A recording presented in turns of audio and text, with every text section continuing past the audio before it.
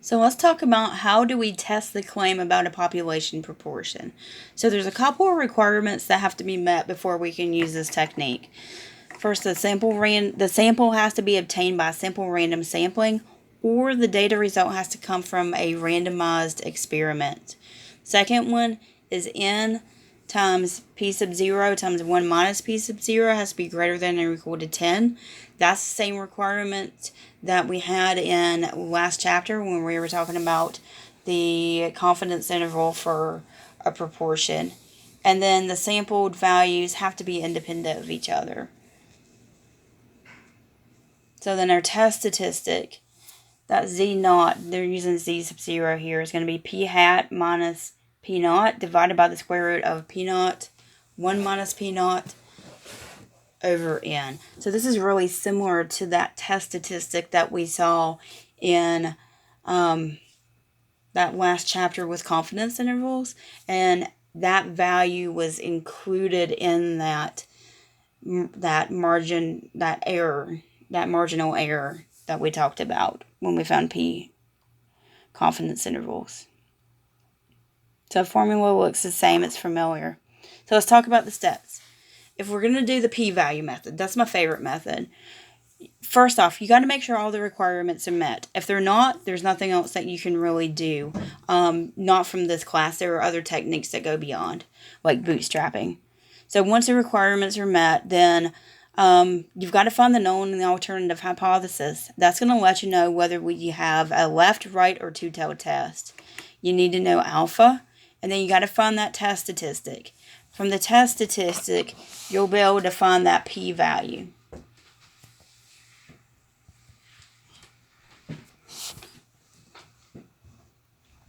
So then we're going to find that p-value, and then we're going to compare p-value and alpha. If the p-value is less than or equal to alpha, we're going to reject the null. If the p-value is greater than alpha, then we're going to fail to reject.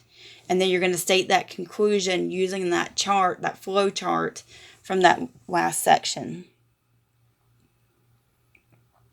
If we're using the traditional method, same kind of process. You got to make sure that all the requirements are met. That's first and foremost. Then you're going to find the critical value, and then you're going to find the test statistic. The critical value gives you that critical region. They call that the rejection zone, or the rejection region. If that test statistic falls in that rejection area, then you're going to reject the null. If the test statistic does not fall within there, then you fail to reject the null. And then you're going to state your final conclusion. So we're going to go through one by hand. I'll show you both methods, and I'm going to show you how to do everything using StatCrunch. So let's look at this one. We have a presidential election. 308 out of 611 voters surveyed said they voted for the candidate who won. We're going to use a 0.01 significance level to test the claim that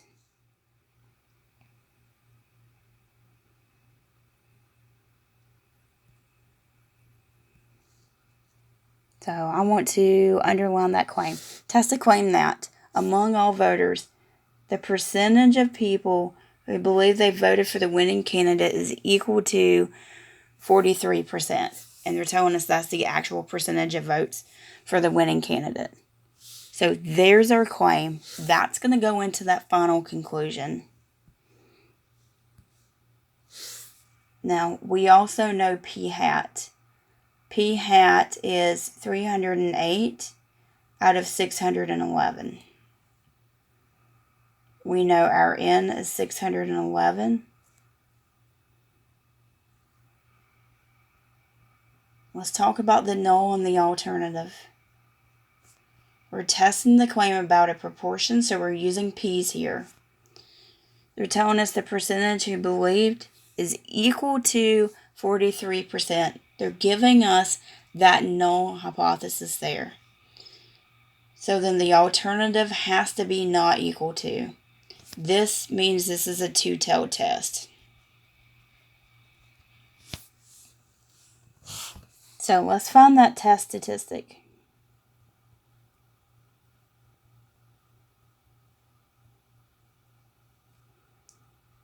So here's our formula.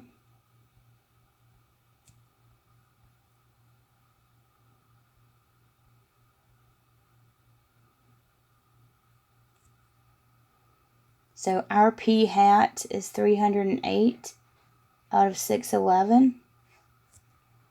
Our p, that's what's going into our hypothesis here.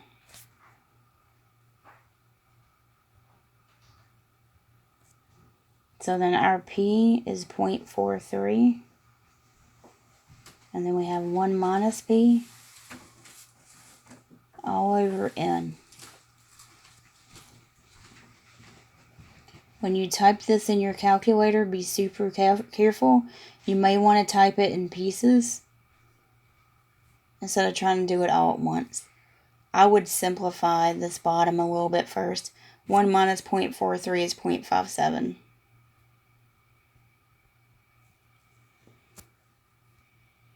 So when I typed that in the calculator, I got about 3.70. So there's our test statistic. So if we're doing this, let's do traditional first.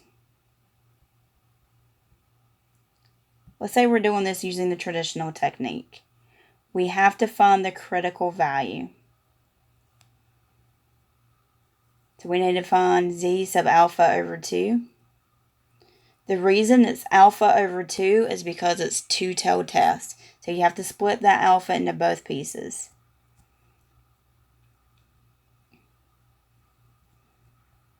So that 0.01 gets split here and here.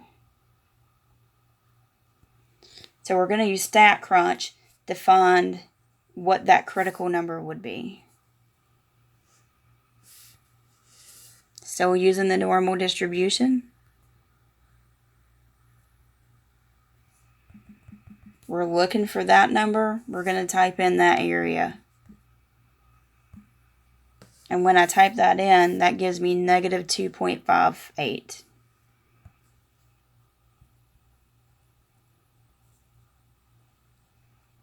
So if that's the negative, then this guy's positive.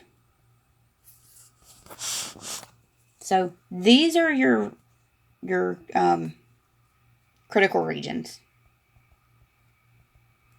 I like to call them rejection regions.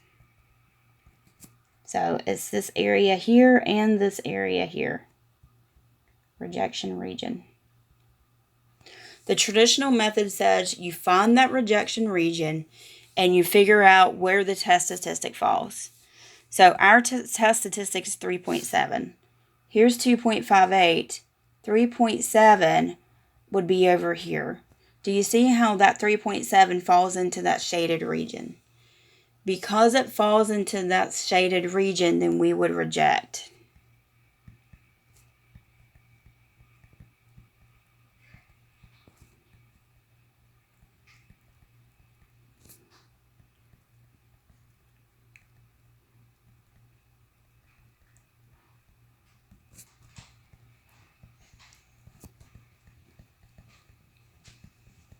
So we would reject the null. That's your traditional method. Now, let's do the p-value method. I'm going to do that in a different color. So the p-value method, you still have to find all of this information up here. You still have to find your test statistic. But then you change gears. So you know your test statistic. You want to find the p-value next. And the p-value depends on that test statistic. You're finding the probability that you're in the tail. Now keep in mind, this is a two-tailed test. You're only going to get one test statistic. We have to know that there's actually two of them. A positive and a negative. So to find our p-value, we want to find the probability of being in this tail and then multiply it by 2. So we're going to go back to StatCrunch. This is that normal calculator. I want greater than 3.7. So that area is 0.0001. Well, if that one's 0.0001, then this one has to be the same thing. So our p-value is 2 times 0.0001. It's the area in both of those tails because it's two-tailed. So that would be 0.0002. Now notice our p-value is less than alpha, because this guy is smaller than our 0.01. Since p is less than alpha, then we're going to reject. You're going to get the same conclusion either way. You've got two options how to do this. I like using the p-value method. With the p-value method, you never have to find the critical value.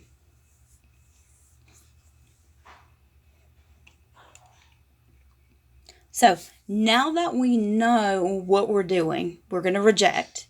We got to figure out how to phrase that conclusion. So then we need to go back to that chart. Notice that our initial claim does contain an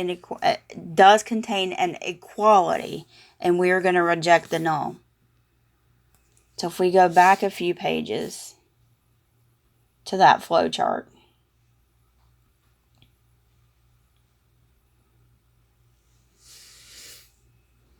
Yes, we had an equality.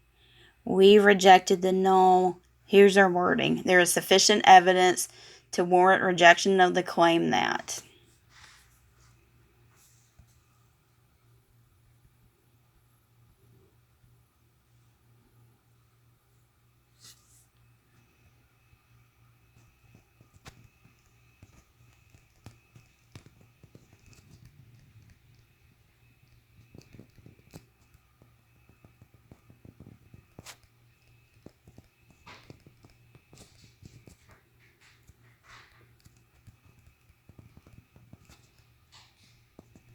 And then we just insert the claim, that underlined red sentence.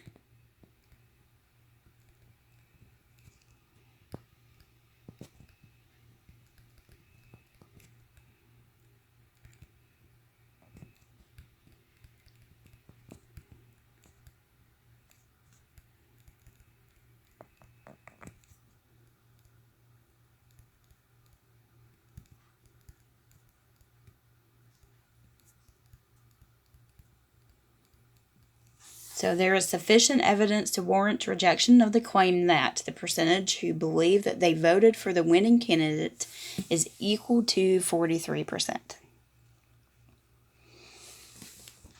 Now, let's talk about StatCrunch. We can do all this in StatCrunch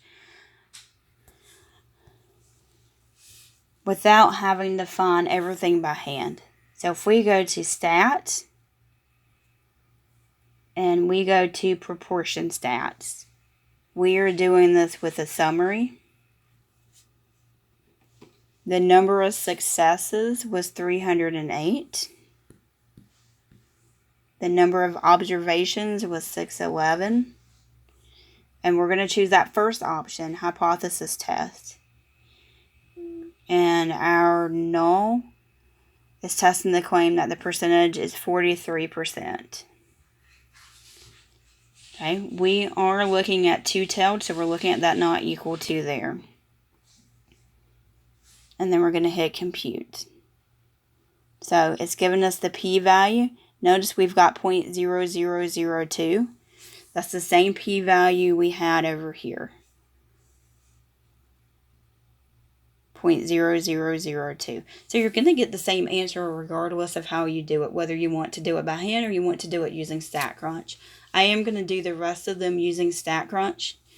With StatCrunch, it's easier, I think, to use that p-value method. Because all you have to do is compare that with alpha, come up with your conclusion, and then you're done. Let's look at another one. Let's look at this one.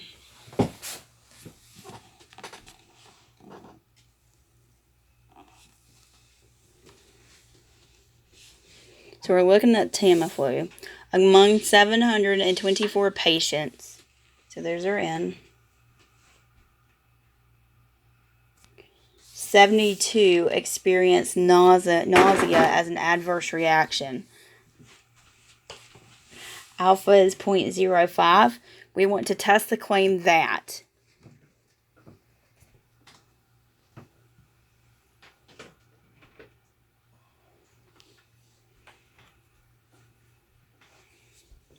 so there's the claim that we're testing. I'm going to underline all of that. So that's going to go into that final conclusion.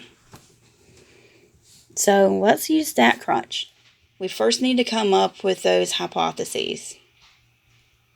We're testing the claim about a proportion, so we have P here. So test the claim that the rate is greater than 6%. They're giving us that alternative. So that means the null has to be equal to 6%. So let's plug everything in the StatCrunch. We're going to go to Stat, Proportion, One Sample with Summary. We had 72 as X. We had 724 observations. And this was 0.06. And this was a right-tail test because we were looking at greater than. Hit compute. So it's giving us a lot of information. This Z value here is your test statistic. We're looking at that P value. Now notice it says it's less than 0.0001. That just means it's super small.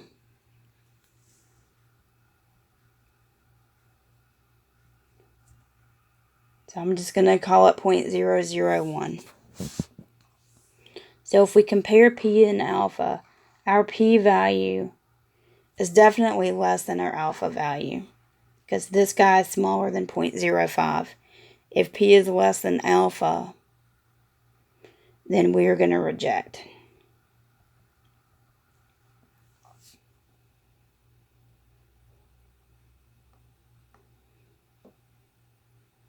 So now we need to phrase that final conclusion. We're going to go back to that chart. We're going to use the side that says we do not have an equality and we reject H naught. So here's our final conclusion.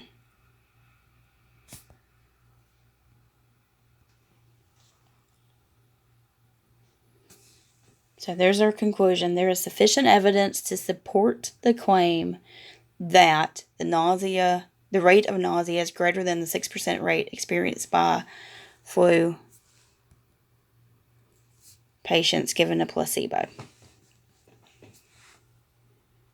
Let's look at another example. So we have a study of 420,095 Danish cell phone users, and 135 of them developed cancer of the nervous system or the brain. And we are going to test a claim.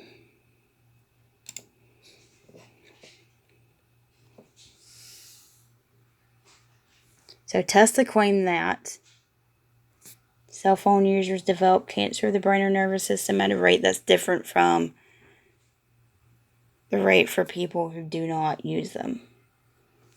So when cell phones first came out, that was a really big debate. So let's look at this one. Now we're talking about cancer here, so our significance level is definitely different. Notice it's a lot smaller.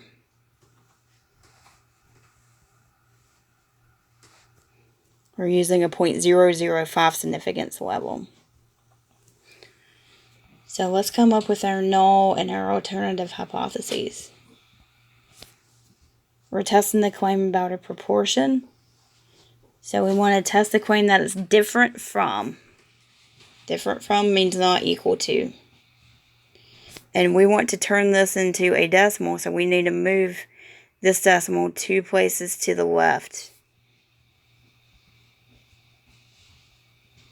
So there's our decimal.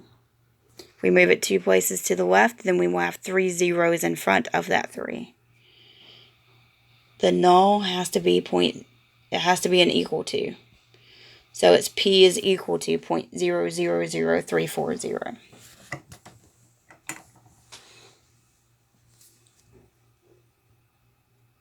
So let's use StatCrunch. We're going to go to Stats, Proportion Stats, one sample with summary. We had 135 successes out of 420,095. This is a hypothesis test. Our percentage here as a decimal is 0.000340. And this is a two-tailed test. Compute. So check out that p-value. We've got 0.512. So that's a pretty big p-value.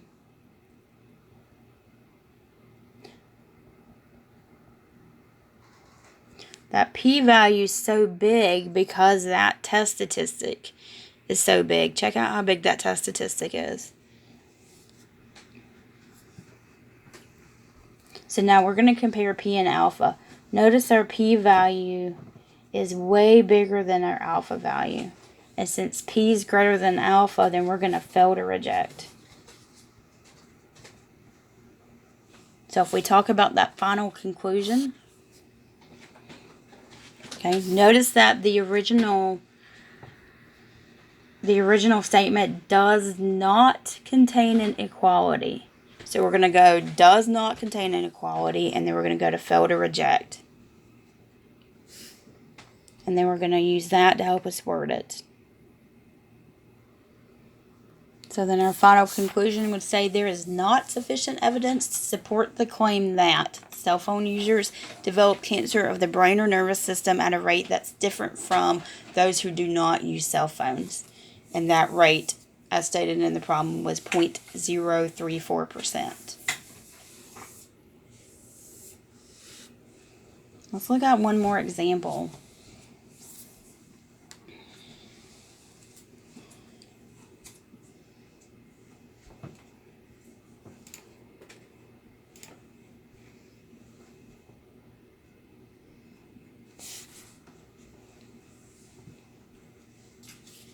So trials in the experiment with a polygraph include 98 results, 24 cases were wrong results, and 74 cases were correct.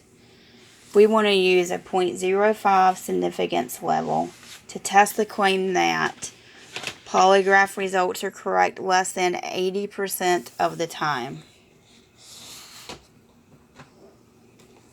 So we're looking at the number correct. In this case, the number correct was 74. Our N value, the total number, was 98. Let's talk about the null and the alternative.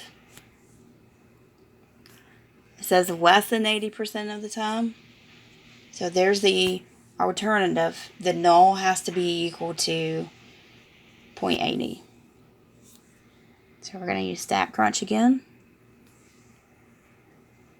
Go to Stats, Proportion Stats, one sample with summary.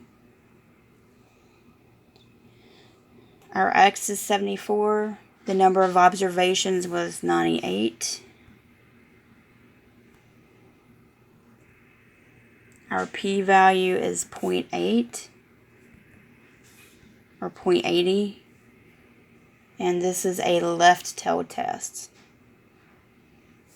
Hit compute. Our p-value is 0.1332.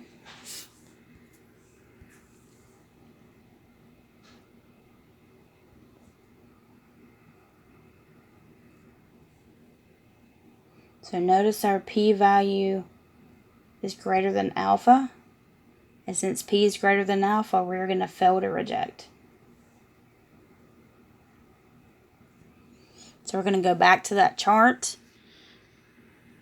This does not contain inequality.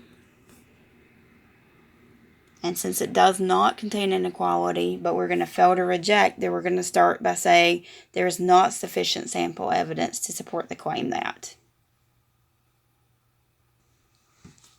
So our final conclusion would say there is not sufficient sample evidence to support the claim that polygraph results are correct less than 80% of the time.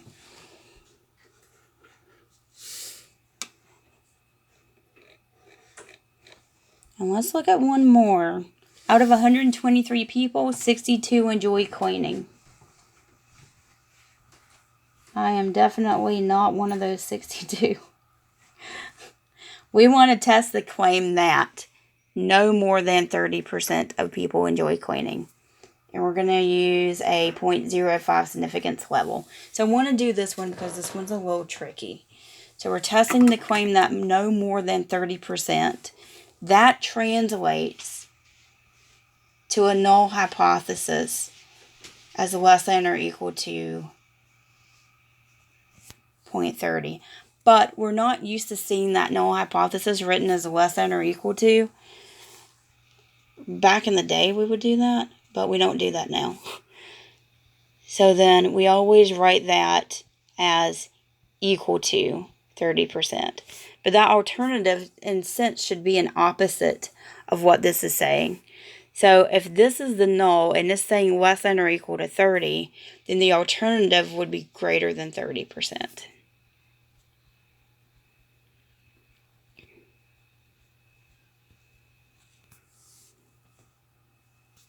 So this ends up being a right-tailed test. Let's type everything in the StatCrunch and figure out what that p-value is.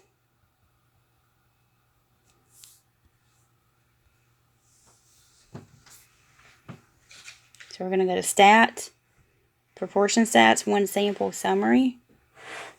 Our X was 62. We had 123 as our N. We're testing the claim about 30%. And this is a right-tailed test. Compute. So notice our p-value. It just says less than 0.0001. When it gets super small, it's not going to go. Most softwares won't give you anything less than 0.0001. And StatCrunch is one of those.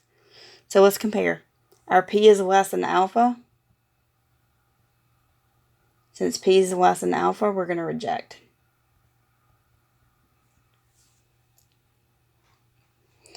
So I want you to notice this original claim actually does contain inequality.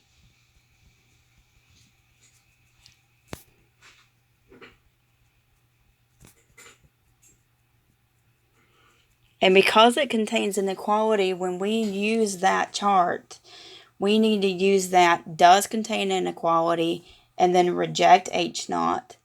So then our final conclusion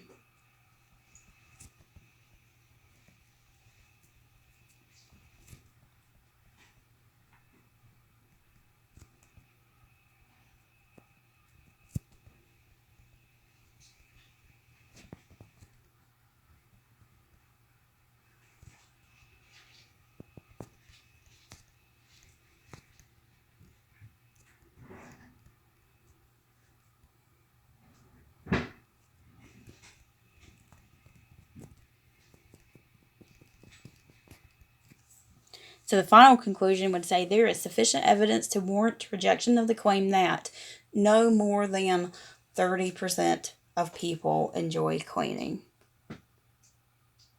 So then we would reject that claim.